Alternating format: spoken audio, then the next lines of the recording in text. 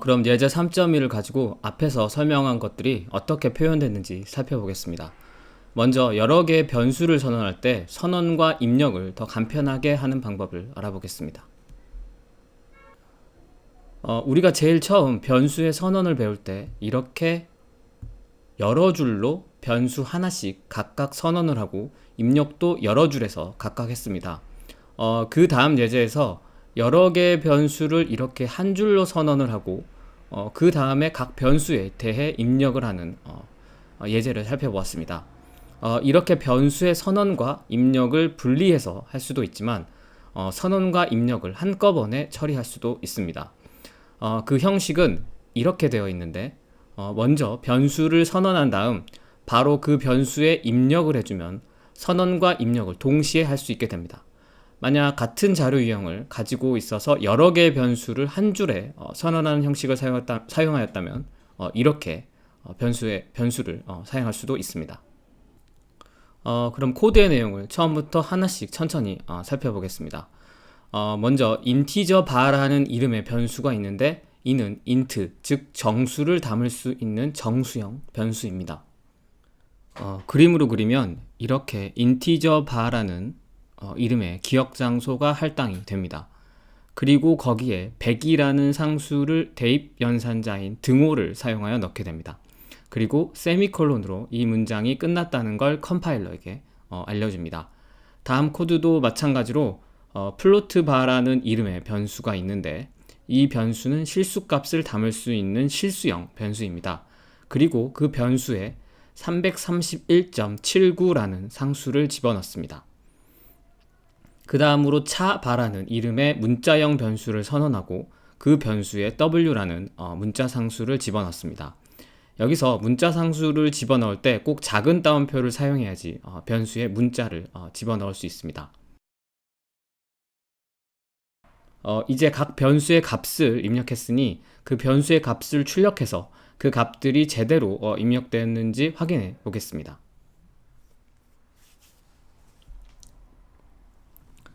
출력은 앞에서 배운 nslog라는 명령어를 사용하여 출력을 합니다. 먼저 화면에 나타낼 문자열을 큰 따옴표로 묶어서 표시를 하고 변수값을 나타낼 포맷 문자를 적어줍니다.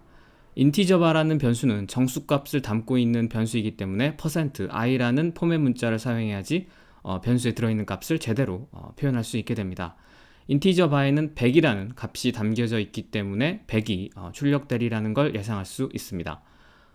그 다음은 플로트 바에 있는 실수값이 들어있기 때문에 포맷 문자 %f를 사용해야 합니다.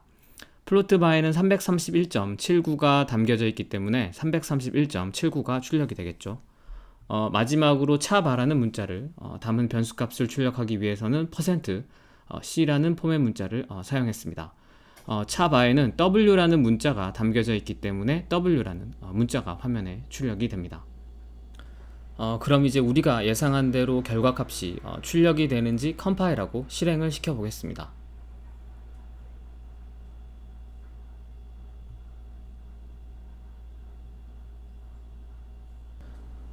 첫 번째로 인티저 바의 값은 100으로 우리가 입력한 100이 그대로 출력된 것을 볼 수 있습니다.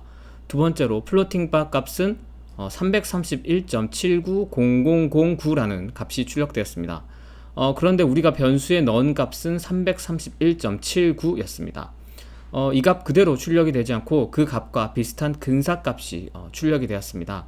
이렇게 근사값이 출력되는 이유는 컴퓨터 내부에서 숫자를 표현하는 방식의 부정확성 때문입니다. 우리가 숫자 331.79를 보면 그대로 인식을 하지만 컴퓨터는 바로 인식하지 못하고 일정한 처리를 거친 다음에 그 숫자를 인식할 수 있습니다. 그 일정한 처리를 거치면서 그 처리 결과값이 조금 달라지게 됩니다.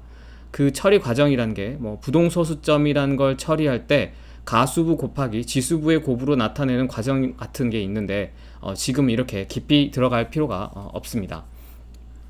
따라서 우리가 지금 알아야 할 건 실수를 표현하는 경우 그 실수를 컴퓨터가 정확히 표현할 수 없는 경우에는 그 근사값을 사용한다는 정도만 알면 충분할 것 같습니다.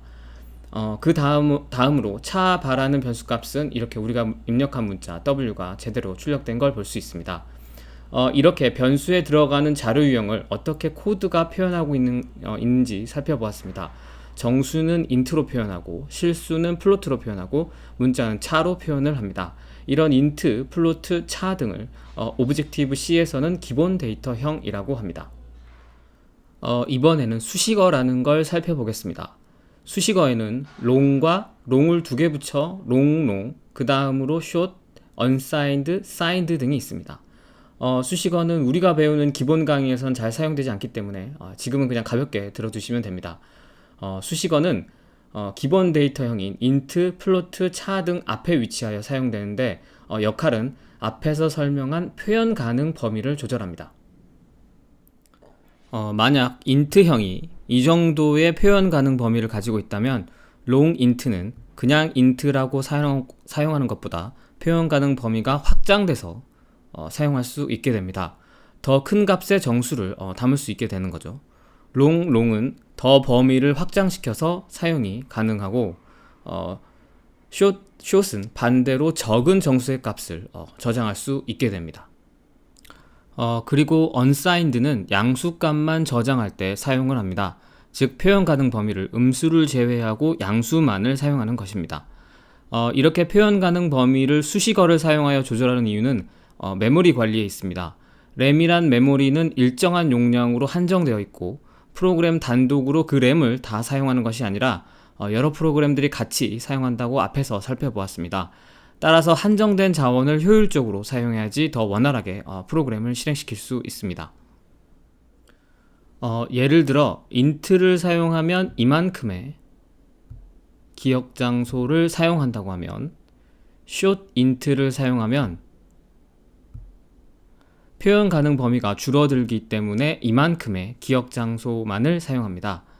그래서 int를 사용하는 것보다 short int를 사용하면 표현 가능 범위가 줄어들어 이만큼의 메모리의 기억 장소를 할당할 필요가 없기 때문에 필요한 만큼만 메모리를 사용하여 사용하지 않는 메모리가 더 많아져서 메모리를 더 효율적으로 사용할 수 있게 됩니다. 사용 형식을 보면 short int, 변수 이름 이렇게 기본 데이터형 앞에 쓰면 됩니다. 이는 다시 말해 변수가 있는데 정수값을 담을 수 있으나 일반 int형보다 작은 정수값을 담을 수 있는 변수라는 걸 표현하고 있는 형식입니다. 네, 이번 시간에는 자료 유형 중 기본 데이터형인 int, 플로트, 차 등에 대해서 살펴보았습니다. 이제 변수라는 요리 재료를 준비했으니 다음 시간에는 이 요리 재료를 지지고 볶고 더하고 빼고 하는 연산이라는 것을 할 때 사용하는 산술 표현식에 대해서 살펴보겠습니다.